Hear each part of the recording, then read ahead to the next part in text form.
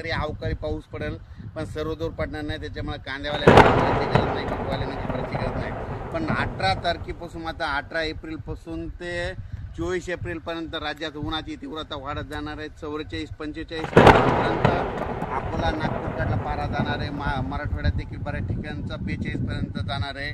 म्हणून हा अंदाज लक्षात येता.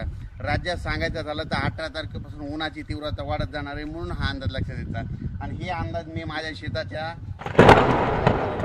नाला खुलीकरण करत आहोत. म्हणजे शेतातलं या नाल्यामध्ये पाणी जिरवायचं आणि तिचं पाणी विहिरीला पर्क्युलेशन होतंय, विहिरीचा पाण्याची पातळी वाढवते. म्हणून स्वतःहून करत आहे, कुठली शासनाची मदत न घेता स्वतःहून काम करत असतं. खरं तर शासनानं सगळ्या शेतकऱ्याला असं करून द्यायला पाहिजे, पण देत नाही, म्हणून सगळं स्वतः करत आहे. आणि या ठिकाणी मी शेतकऱ्याला अंदाज देखील दिला. धन्यवाद. आणि हे पाहू शकतात, हे ऑपरेटर आहेत, हे संपूर्ण आमचं स्वतःचं ट्रॅक्टर आहे, ते पण देखील आमचं स्वतःच आहे. आणि या ठिकाणी आम्ही काम चालू केलेलं.